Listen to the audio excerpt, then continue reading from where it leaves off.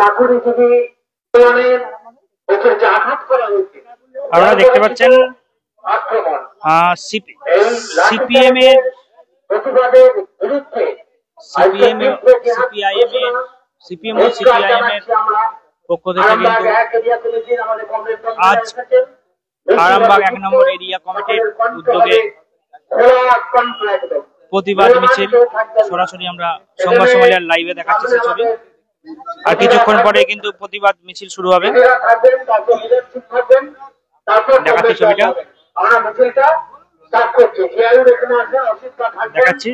এবং বাকি আকাশ সহ যারা কমরেডরা আছেন এখানে গুরুদা, আপনারা এখানে সংবাদ সম্মেলনের লাইভে দেখাচ্ছি সেই ছবি।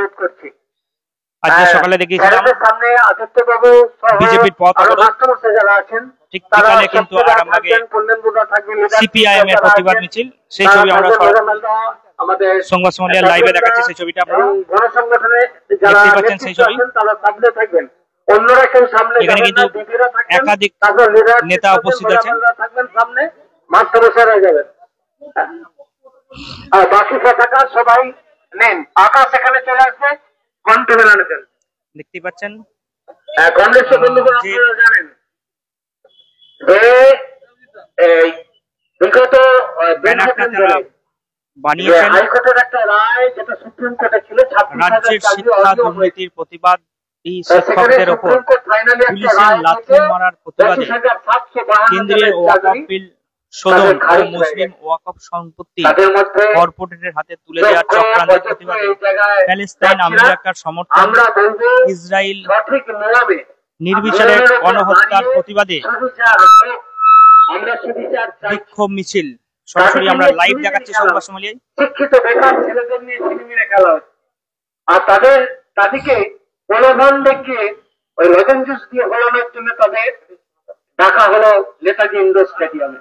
প্রথমে বলা হলো ভলেন্টিয়ার সার্ভিস দিতে হবে, তারপর তারা যখন চিৎকার শুরু করলো, বললো না চাকরি তোমাদের বহাল থাকবে, আমি দেখছি তোমাদের ব্যাপার, আর যারা অযোগ্য তাদের পরে বলবো। যে একটা বর্বরচিত সরকারের তত্ত্বাবধানে আমরা আছি, যেমন রাষ্ট্রীয় একটা সন্ত্রাস, একটা যে বাতাবরণ গোটা রাজ্য জুড়ে চলছে, বাংলায় সেরকম নারী নির্যাতন থেকে শুরু করে বেকারদের জীবন নিয়ে ছিনিমিনি খেলা হচ্ছে। আপনারা জানেন এই ছেলেগুলো লাগাতার, তাদের প্রত্যেকের প্রতি আমরা সমবেত, 25,000 আরো বেশ কিছু ইস্যুতে কিন্তু তারা আজকে এই মিছিল করছে। আমরা কিন্তু তাদের বক্তব্য নেব, যারা আছেন কিন্তু যে নেতাদের সঙ্গে কথা বলবো আমরা। তাদের এটা হতে হলো, এটা পুরো আজকের যে সরকার পরিচালনা হচ্ছে তাদের গাফিলতি, তাদের নেগলিজেন্সি, তাদের 2 নম্বরই, তাদের চুরির দায় সুশান্ত মন্ডল তাদের প্রতি সুবিচার হোক, সম্পাদক আমরা যন্ত্রণা অনুভব করছি।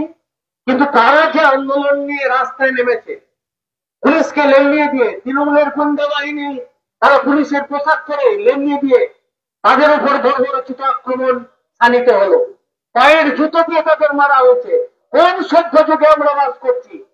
সেরকম একটা অসভ্য বর্বর নির্লজ্জ মানবতার মাঝে দাঁড়িয়ে পশ্চিমবাংলার সরকার ধিক্কার জানাচ্ছি আমরা।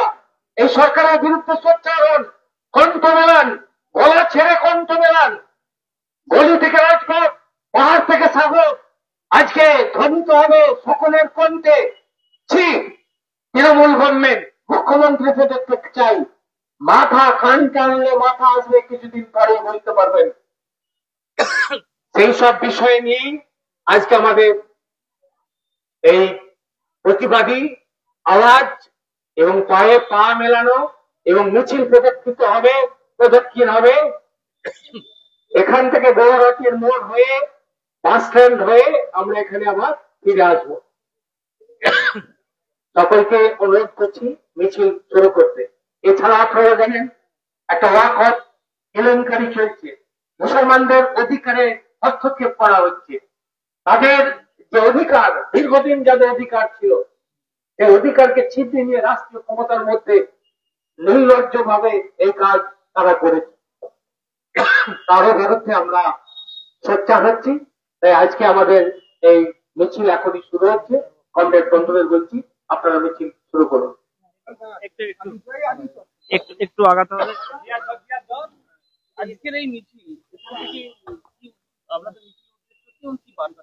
অ্যাকচুয়ালি আমরা এই শিক্ষিত বেকার ছেলেদের উপর নির্মম এবং বর্বরোচিত যে আক্রমণ, এটা সহ্য করার মতো নয়।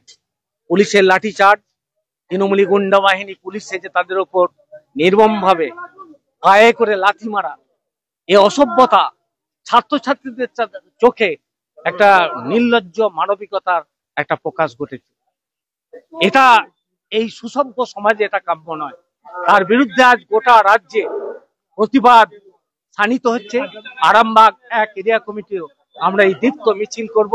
মিছিলের মধ্য দিয়ে সমস্ত মানুষকে আমরা আহ্বান জানাচ্ছি, গ্রাম থেকে গঞ্জ, পাহাড় থেকে সাগর, সবাই যেন সোচ্চার হয়।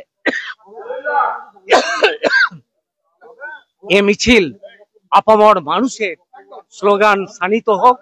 এ মিছিল সর্বত্র নিপীড়িত, অসহায়, রাস্তায় যারা আন্দোলন করছে 2 বছর ধরে, 3 বছর ধরে, তাদেরও যন্ত্রণা, সেই যন্ত্রণার অবসানের মিছিল, প্রতিবাদের মিছিল, প্রতিবাদের কণ্ঠ গোটা মানুষের কাছে পৌঁছে যাক। পশ্চিমবঙ্গে এই মুহূর্তে টেনে ওই 14 তলা থেকে হিড়ির করে নামানো উচিত আমাদের মাননীয় মুখ্যমন্ত্রী, তিনি নাটক। আর অন্যদিকে বিজেপি তারা সাধু সাজছে।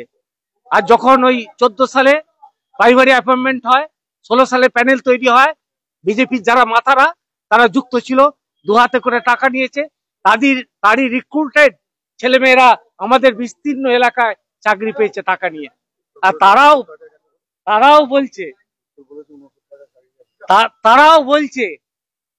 বলছে যে না, মমতা গভর্নমেন্টের অবসান চাই, আর সাচ্চা শুভেন্দু অধিকারীর সাচ্চা। আমরা বলছি দুটো সরকারের বিরুদ্ধে লড়াই করতে হবে। তীব্র আন্দোলনের মধ্য দিয়ে এ লড়াই আমাদের চলবে। এবারে খেতে খাওয়া মানুষ, শোষিত নিপীড়িত শ্রমিক, মজুর, তারা সোচ্চার হচ্ছেন। এবারে যে ব্রিগেড, আগামী 20 তারিখ ব্রিগেড, ঐতিহাসিক ব্রিগেড, সর্বকালের সেরা ব্রিগেড হবে। সকলকে অভিনন্দন জানিয়ে শেষ করছি। সুশান্ত কুমার মন্ডল, সিপিআইএম আরামবাগ এক এরিয়া কমিটির সম্পাদক, হুগলি জেলা কমিটির সদস্য। মিছিলের ছবিটা দেখাচ্ছে সরাসরি লাইভ।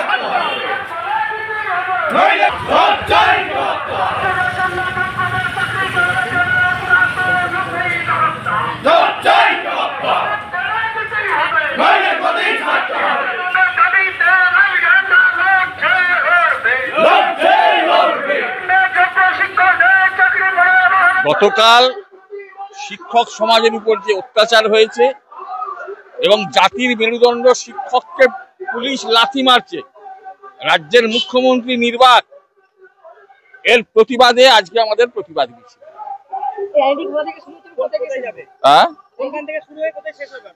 এটা আমরা শহরটা পরিক্রমা করবো, সেই উদ্দেশ্যেই বেরিয়েছি। আরামবাগবাসীর জন্য এলো দারুণ খবর।